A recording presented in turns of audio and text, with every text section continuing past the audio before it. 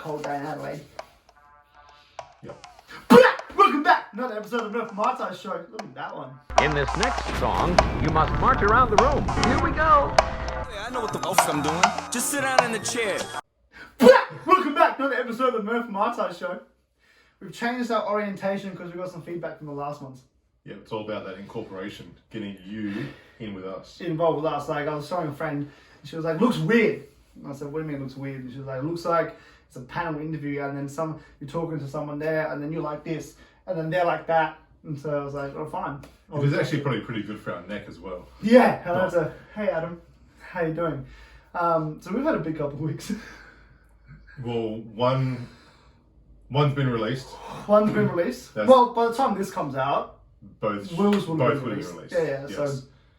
so yeah, that was hectic. huge. Alex Chiliak, number one. That went really well. It's going really well still. That's done a really good job. And Will McDonald would have been released the week before this one. we've had some great feedback from the Chiz one so far. Obviously yet to hear about the Will one, but I'm sure it's going to be just as good. Cheers one was mad.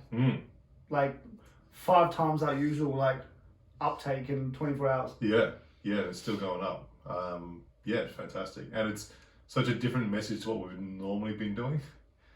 Traditionally, yes. but we've always been wanting to go into this. Exactly. And I think something we're going to keep, maybe not that one specifically all the time. Because then it's same. Exactly. But that's the message we want to put out, though. That what Cheese was saying, honest and authentic, vulnerable. Well, pretty much the whole time we've been about the person behind the person, right? So that's Person what behind Chiz the was. player. Yeah. Yeah, or even just people in general. Like Yeah. people are seeing us as differently, so we're not players anymore, unfortunately. And your hamstring. This one, it's better now. So yeah, I think that's pretty much the whole message we're doing, and now we've got Will, the person behind the reporter. Yeah, that was a So- good one. That was good. I enjoyed that one. That was cool. Yeah. That one made me think About what? life, and the last, I'm not going to spoil it. Or, No, it won't matter because it's already No, it's released. already released. So the whole thing about him saying, but essentially was don't sweat the little things. You know, he enjoys everything now. Yeah. He takes the trash out. He's like, you know what, I Yeah. get to take trash out. Yeah. That's a cool thing. And I haven't booked him with Doc yet, but I want to book him with Doc. Yeah. So just thinking about those little things a little bit more, to being a bit more appreciative about all the little things in life that you sort of go, for fuck's sake, I've got to go do this. Well, you get to go do that. That's a bit of a privilege that some can't afford. Correct. So yeah. Can't afford, don't have, I alluded to it a bit on that podcast that one of my clients was talking to me about her cousin, and I don't know if I did it. Yeah, I did it on that podcast because I talked about it in the gym as well. But her cousin, 42 years old, 2 kids, one's 13, one's 14, wife, family, whatever. He was diagnosed with leukemia, Yeah. and then 2 weeks later, so a couple of days ago, he died. Wow. Yeah. Wow. And so her message was, that yes, the preciousness of life and whatnot, but she was like, thing is, we think he was sick for a long time, and we think he was sick for ages because the way he found out about the leukemia was that he went for a scan on his shoulder to get a cortisone injection on his shoulder, and then when they scanned his shoulder, it lit up, and they're like, this isn't muscular. This is deeper than that, which is exactly what happened to Will when his hip lit up, And so she was like, if this isn't a message for guys in particular who are more inclined to be like, oh, I'm sore, I've got a cough, whatever, let it go, to get that checkup and to go get your health assessed on the regular, then don't know what is, And I also was talking to her about a big thing what Will was saying, because I gave her a little bit about what we talked about with the Will podcast, because obviously at this point in time, we haven't released it, but I was talking to her about how Will talks about the positivity, and not just like this fluff positivity, but this actual I believe I'm going to fight this as much as I can, whatever happens, happens, I don't do symptoms, I don't do side effects, I don't do side effects, and that kind of stuff. And I was talking to her about it, and I said, okay, with your cousin, I don't want to sound insensitive, but do you feel like it got to a point where, yes, gone through, a bit of sick, you go and check and they've gone, holy fuck, you've got leukemia, and then he's just given up and he hasn't tried to find out how to positivity. He's gone straight the other way and gone, oh, this is it now, internally, and then obviously you see the outcome. As terrible as that is, it brings me the thoughts of how much our mindset affects our outcome. And we did talk about that a lot with the Will one. More than just like the sickness side of things and illness. But exactly. Everything we do. Yeah. Career, relationships, schooling, sickness, health. Mm-hmm. The way you think is essentially what you're going to end up with. Yeah. Not all the time. You can still be positive as fuck. Yeah. But, it's definitely going to help. Everyone who's ever been positive has also died. So, eventually. Okay. Like, in theory, in history. Yes. So, in history. But that's also a great segue, I think, for what we're going to talk about today. But, that side of things, like how powerful the mind is for your personal outcomes, physiological, mental, emotional, and lifestyle. That was Matt. So I was just like, yeah, get checkups. I'm going to get I'm going to get a checkup as well. I get like my fucking freckles checked, my moles checked. All done. I did that 2 years ago, and they're like, yeah, you're good. And I was like, cool. Well, I've had sun in that 2 years, so I'm going to go check it out, see what happens. Stay tuned. Fair. So the segue being talking about how mindset affects outcomes, and how mindset affects success, and how mindset affects life. I think lately for us in our lives, individually and together, we've had a lot of discussion or heard a lot of people talking about different businesses or teams or development or whatever it may be that, a common saying I find myself, talking to people about is like, ego is the enemy, right? Number one greatest detriment to any success in business or team is ego. And one thing, sorry to interrupt. That's okay, please go. Apologies. One thing that Joey used to talk about in the Sixers, actually might have been more KB, but one of them, anyway, as a team, used to talk about the disease of me. Yeah, I like it. The disease of me killed a lot of teams in not just the 36ers, but every team across the world at some point has gone through the disease of me, where the individual finds themselves more important, and this is where the ego comes into it, than the outcome of the rest of the team together. Yep. And that just ruins everything. Yep. That whole thing of no I in team, right? So that's what it comes down to is, if you're going to be successful, you need to, I think we mentioned before, where, going back to the Chids interview, where she said she was healthily obsessed. Yep. That was the word. It's a healthy obsession. Healthy obsession. I think ego is important. You need some form of ego, a healthy ego. Yep. But you need to learn when to use it, when to put it to the side. Yep. And that's where you can cure the disease of me through that. But continue. Well, no, I love that. I think that's going to be our title. The disease of me. You've just nailed the next title for this podcast. Done. Thanks, KB. I have to think of one now. No, yes, exactly. And so I was just when I got my fresh haircut. It looks nice. I would do the same. Yeah. I could go the opposite of you what could go the opposite. You could go and then here.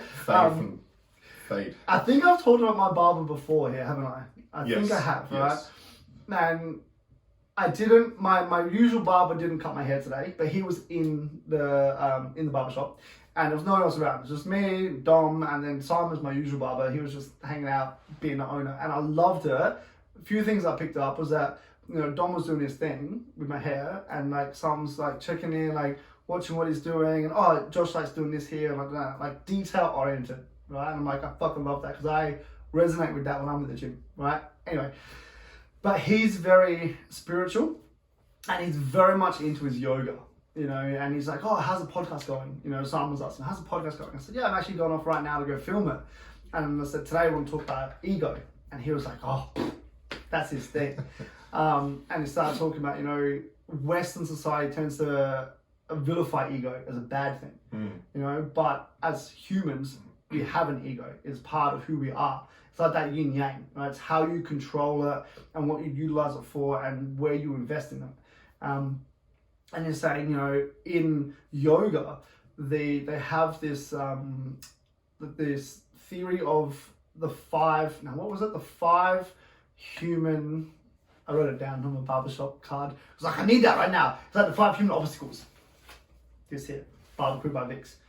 The 5 obstacles everybody as a human being has, right? And he goes, ego is only one of them. He goes, the first one is ignorance. Ego. Ignorance in regards to... We'll chat about it. Okay. Right, remember, I only got this about an hour ago. Right? Ego, ignorance, aversion, desire, and fear. So in order, first one's ignorance, then ego, then desire, then aversion, and then fear. And he goes, briefly on it, it was a 5-minute chat. I was talking about these are the 5 main obstacles that humans go through in that hold them back from achieving what they want to achieve, whether in a team or in business or whatever, And he's saying, with ignorance, obviously, if you're not aware of things, that's going to lead to shortcomings in what you want to go through. Obviously, ego, we're going to talk about a little bit here. Then he goes through like aversion, which is, for me, I see it as avoiding issues which may come up that you have to confront. Yeah. Coming back to like uncomfortable things. And I think that really fits in with the chat we had with with Chids about that. Like she went through that thing, this uncomfortable thing. She was avoiding the conversation for 6 months, with her parents, with her family, and then having that, and then overcoming that, and then she stepped through that, and as soon as you can overcome that, you feel so much better. Yeah. And she goes, my football was better, my outcomes better, I felt more supported, all this kind of stuff. Yeah. And then obviously you've got like desire, unhealthy desire, and then fear. And he's saying the greatest human fear is death. And this is where it gets really interesting because it links back into an episode we've done previously. He goes, ego is related to identity, right? And how you identify as something. So if you're like, I'm the best player on this team, pulls things in that disease of me. You know? Anyway. And so he goes, if you understand ego as being identity and how you identify, the fear of death, we lose our identity, right? Because the greatest fear is the fear of death. And if we can overcome that fear, then what that's saying is that you're not fearing losing your identity. You become more comfortable within who you are. And so the episode that I'm talking about is one where you felt like you're losing your identity when you went through the Sixers stuff. Yeah. And in my head, I'm just out like fresh cut. My head just got like crazy shit.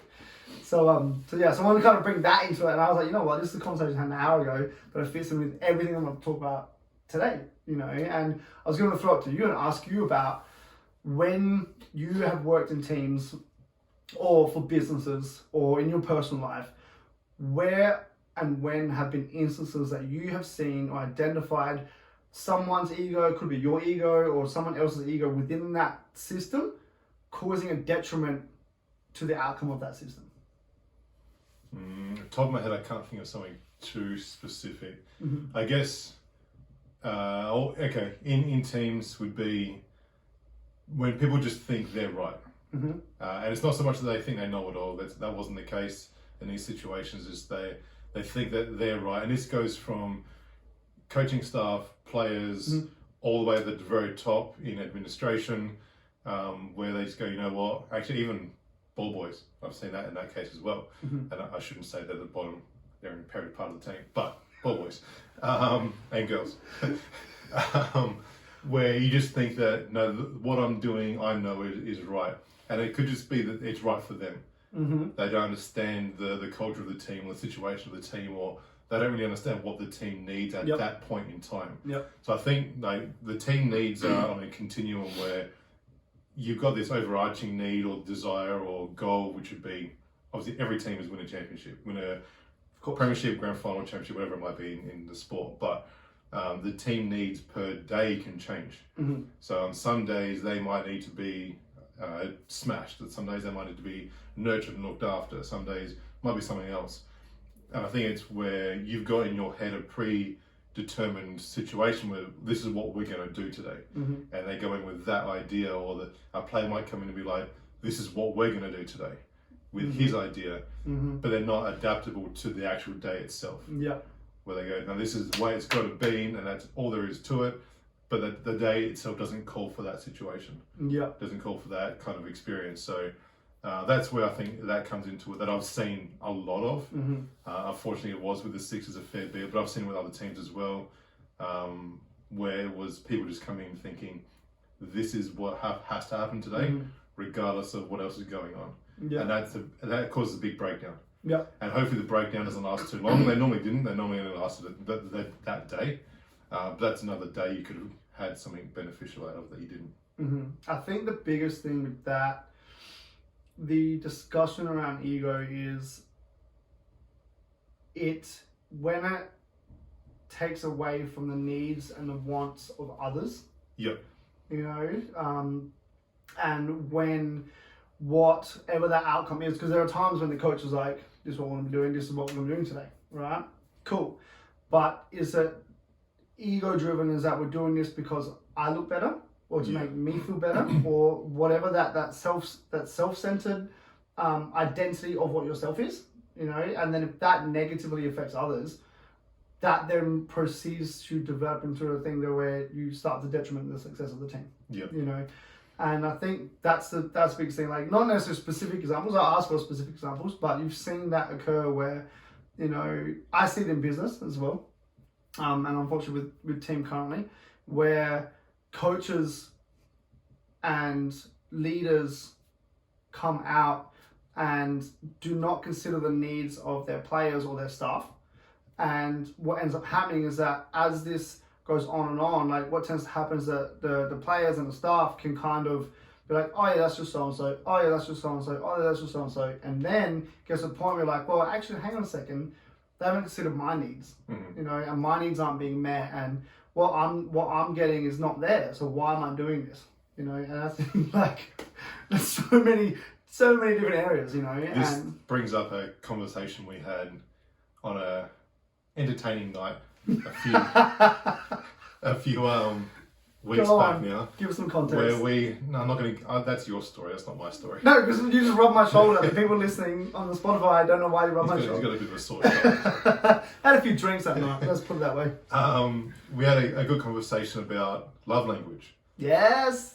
And that's essentially what we're talking about in that little conversation we just had was, now the term love language in sports sounds a bit weird, but it's basically the same thing. It boils down to the same thing where love language talks about how my love language needs to be, or my love language is one thing, yours might be something different, theirs might be something different, but for you to get along with me, you need to communicate in my language. Love language is basically how to understand how your partner or those you love and deal with give and receive love.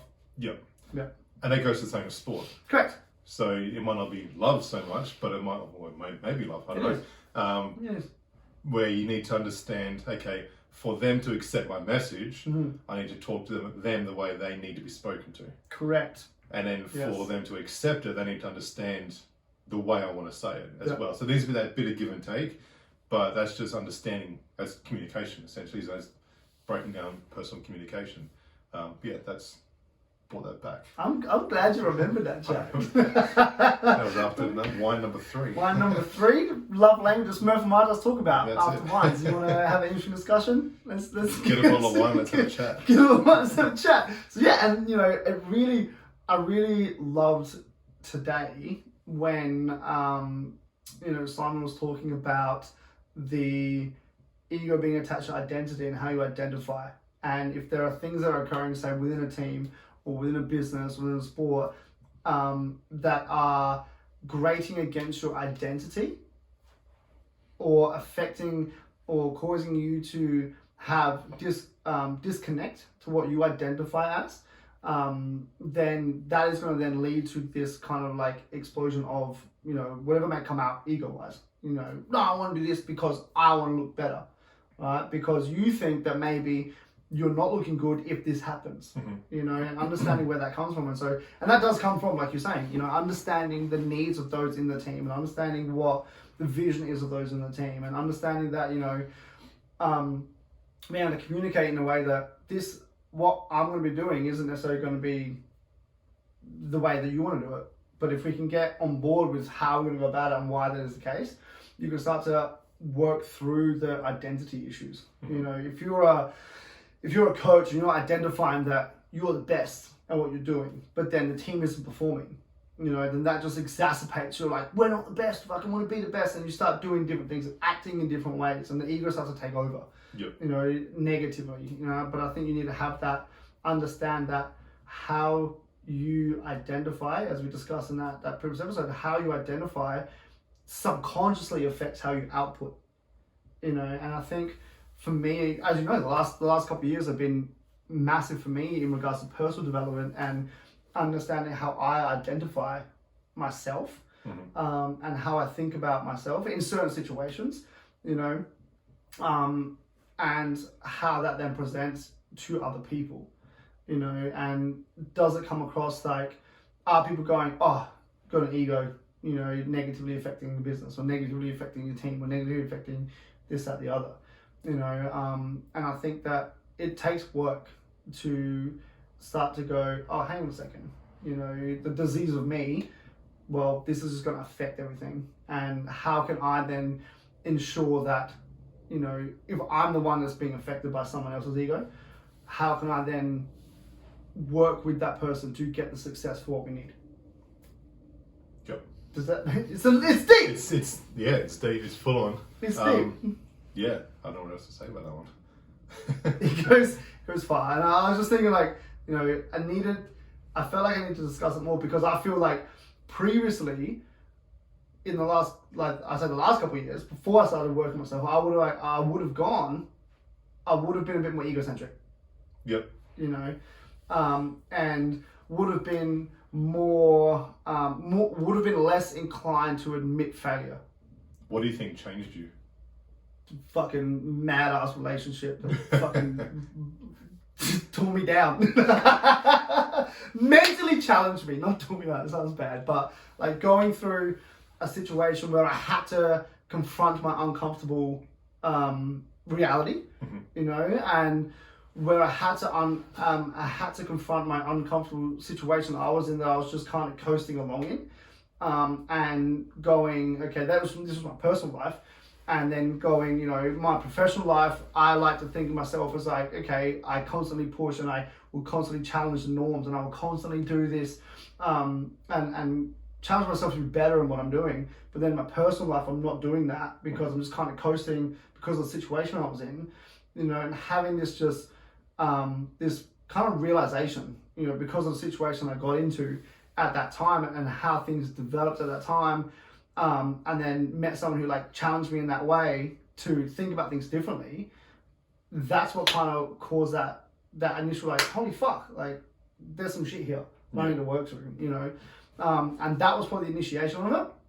And then from there, it's just being around people and being in relationships that constantly challenge me, you know, and having those people around me.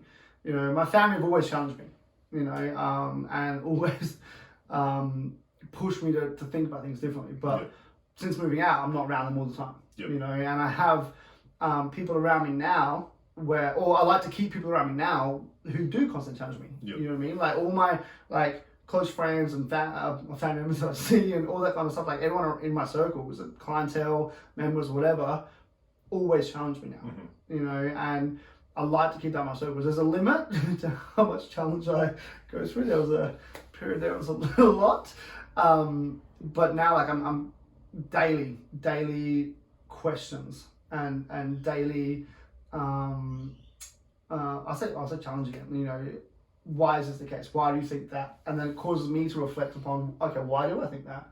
I respect this person's opinion and I respect what they're saying and they have a different understanding, and for me to acknowledge that, okay, cool, their opinion is different, but if our outcome is going to be the same, or the outcome of what we want to get to, it's a championship or business growth or whatever that may be, we're on the same page with that.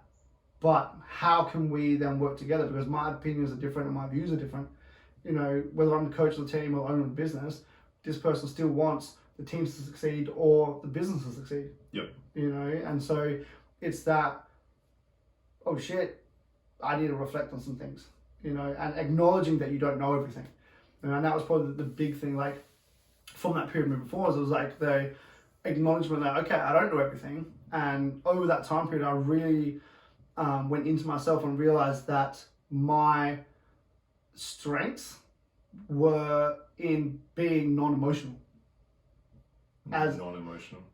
unemotional, were minimizing my emotional state. I don't know how to want to put it. Like, my strengths were not in understanding others, not expressing empathy, and not expressing empathy or having empathy or realizing other people's needs and wants. And this was like I said 2 years ago, whatever, right? And then I went through this whole development phase of, I'd be questioning things, and I'd go home and I'd be like, man, what the fuck's going on? Why is that the case? Yes, you've got a point. I can see what you're saying, but I can't understand it.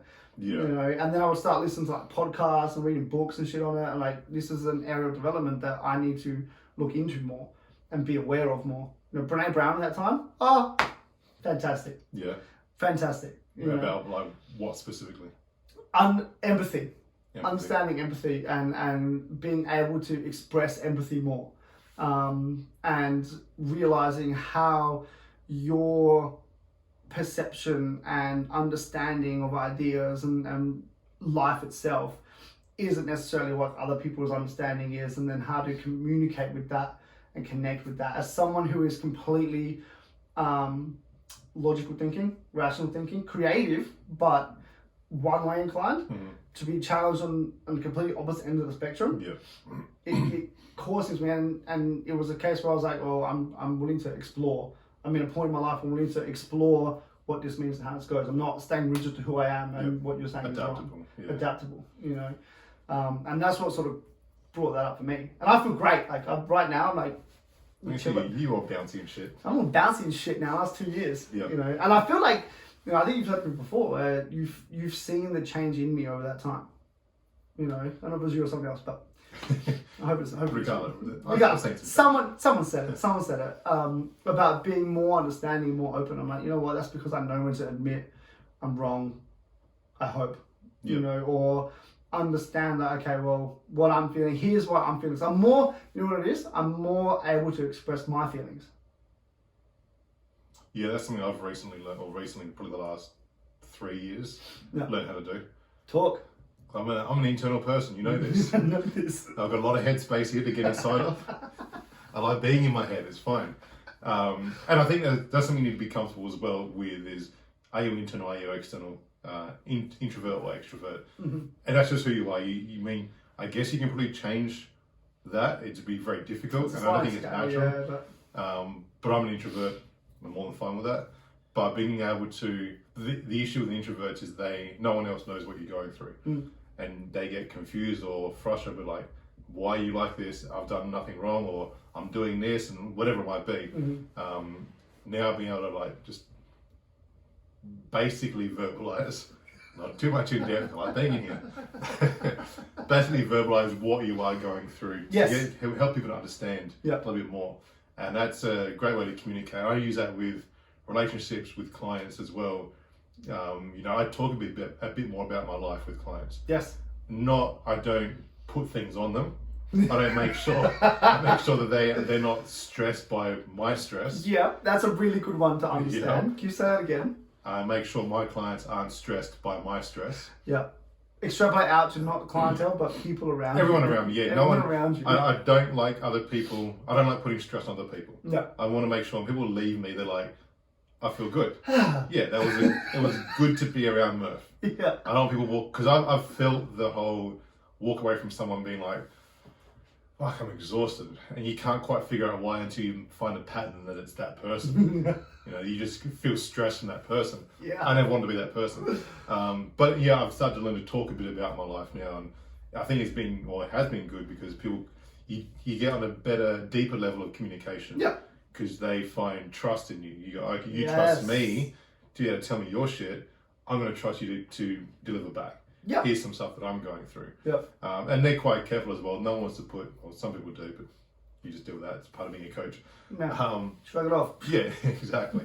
I was talking to one of my clients about this probably about 3 weeks ago now. You got to be Mickey Mouse. When you rock up to work, you've got to be Mickey Mouse. You're talking to me about that. You're talking to me about that. Was it you? It was me. There you go. Talking to you. You go. Tell the story because I loved it. So whenever if you ever go to Disneyland, and every time after that you go to Disneyland, Mickey Mouse is always going to be Mickey Mouse. You will never know that he's had a bad day, that Minnie Mouse has had an argument with him, that he has broken down the Mousemobile. I don't know if that's what it's called. But you'll never know any of that stuff because as soon as Mickey Mouse puts his head on, he's Mickey Mouse. Yeah. And that's how I go to work every day. I love it. When I see my clients, I am Murph. And no one knows anything that I go through in my life unless I divulge a little bit here and there. Yeah. But it's not to put stress on them, just to keep them informed and again have that communication. But I always put on my Murph hat. Every day. People think it's to cover my bald spot. No. This is my Murph hat to get in the state of mind of Murph. So when I rock up to work, they're like, I'm very consistent with who I am. Yes. They always know that that's who they're going to rock up to, the same sort of person. Little fluctuations here and there, but the same person every single week. Yeah. And I think that's a good way to be obviously in closer relationships, you can let a bit more out and you can find some solidarity with that sort of thing. But when someone's paying you, they want some consistency. It's like going to Hungry Jack's and getting a different burger every time. You're not going to pay for that. True.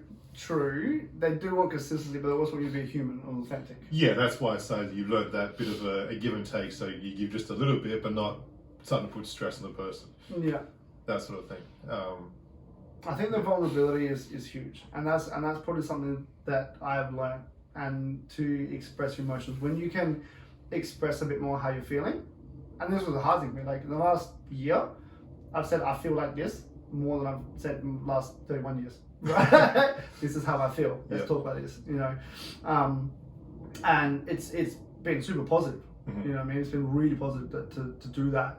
And it was really interesting. I was talking to a mate of mine last night, and he said, we're talking about team building exercises because it's something I want to try and incorporate in the business moving forward. It's like a monetize moving forward.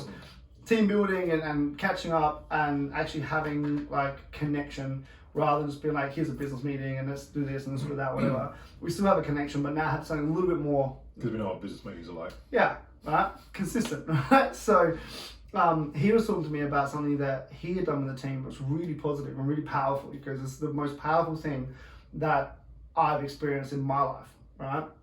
It's corporate, and he was working in a place, I think he was saying he was in Switzerland. And it was basically a thing where it's a team building day. Everyone from different cultures and different backgrounds all came together at this, wherever they were at this place. And they had, the A1 like flip sheets of paper, right, from that. So they had about 20 sheets of them. You put them all down, stuck them all together on the floor. And then you had to sit on one of the sheets of paper. And it's a real big circle around you, right? Straight away, I'm like, this is like a meditation zone. I love it already. This is my barrier. Fuck off, right? He was like, no. No. So draw a big circle around you. And it said, as we developed, it's supposed to be a 45-minute exercise, but we had nothing on for the rest of the day. So we kind of just let it go as long as it needed to go for, right? It goes went for 3 hours.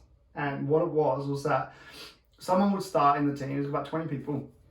Someone would start and they would tell a story about their life. Anything. It can be as deep as you want, it can be as personal as you want, it can be about business or it can be about life or sport or whatever. And he said, and if anyone else in the team had the same experience, you would draw a line from your circle to that person's circle. And then he said, and the next person will go. Now would tell a story about their life, however they want to go. And then if that through something similar, you connect your circle, that person's circle. And he goes, it was crazy because as time went on, people felt more comfortable to come out and tell their stories and be vulnerable to where they're at. They realized that everyone was starting to circles and lines everywhere. Because after the 3 hours had been done, all it was just everyone was like connected in all different ways. He goes, it was the most powerful thing I've ever done. And I was like, that is insane. That's pretty cool. It's really cool. I was like, now I can't use it with my team because they're going to know about it. But I was like, that's awesome because, as soon as it's almost like that whole, and he was talking about it being for like the different cultures and different areas and whatever, right? So this is people from across the world having the same experiences. The human experience is essentially the same, just whatever your environment puts around you and whatever your situation puts around you makes it different. That's the only thing that makes it different. It's like almost like the surface level stuff. Yeah. So as soon as you can start to go, oh, that person's been through the same thing, or I've had that experience as well, we start to realize that we're all the same. It brings people together a lot more. And then you can start to work out how that the success or the growth or development of that team and growth or development of that business or that family unit, whatever it may be, can be a lot more powerful because you realize everyone with you is on the same page, has been through the same stuff. Yeah, I think that's huge for teams that have a big multicultural aspect. Mm-hmm. Because I think from what I've seen so far in teams is they can be quite segregated in the way of, like, I'll use the Sixers as an example, the American imports and the Australian locals. Mm-hmm. And even though they do get along really well and they become friends and whatever else, there's still that, we're the American imports and you're the Australian locals. Yep. And they sort of hang out in their little group a fair bit. Yep. I think it's really good to actually do something, whether it's that sort of exercise or something else that can be created where you can start to realize that end of the day, you are all just human beings, and it sounds cliche and weird, but you're all human beings and you all do have connections somewhere along the line somehow. You've got this very similar stories. Yeah. Not exactly the same, obviously, but very similar stories, and you are connected in that way. Yeah. So the way you feel in certain things is probably the way more than the other half of the team are feeling as well, just in a different context. Yeah. So I think when you start to understand that, again, especially that multicultural side of things, or in business where it might be mixed gender side of things, again, just because you're different gender doesn't mean you have different experiences completely. Yeah. Yeah, that's what I'm trying to say. You got similar experiences, not exactly the same. Again, there are some differences, but and if you don't have it, also allows you to understand that person is still a human. They still have their feelings, and they still have their understandings. And like I said, even if our circles aren't connected, in that exercise, you realize, okay, this person has gone through a whole bunch of other stuff as well. So it allows you to then open up a bit more and understand that, okay, what you're identifying with and what your ego is pulling you to do, well, hang on, maybe keep it in check a little bit, bring it back a bit, and understand what others want in order for the success of that organization or, like I said, team or business to move forwards. I think that's a very powerful way to do it. When I was thinking about it, I was like, that's awesome. So if we bring this back full loop and then come up with a solution to today's little podcast. A solution? What's the problem? Bear with me. Cut! The problem was the disease of me. Yep. That's what we're calling this episode, right? It's all about the disease of me and egos. Yep. What do you think is the cure to the disease of me? The pandemic of us. Wow. I like how you had to get nice and close. So on the screen. Okay. That can be taken a really good way. It can be confusing, but it can be taken a really good way. Do I need it? I don't think I need to explain it, but I can. Should you? Or should we just leave it and let them stew on it? The pandemic of us. Let usness ravage the world. Should it be called the pandemic or the vaccine of us? No, vaccine of us means we don't want usness. COVID vaccine means we don't want COVID around. Yeah, okay, fair call. I want a pandemic of usness. I like it. Yeah. That makes more sense. The disease of me and the pandemic of us. That's the title. Usness. The pandemic of usness. Yeah. You know what? I'm going to go with it. That's it. Until next time. Nothing like that shit. See you, friends.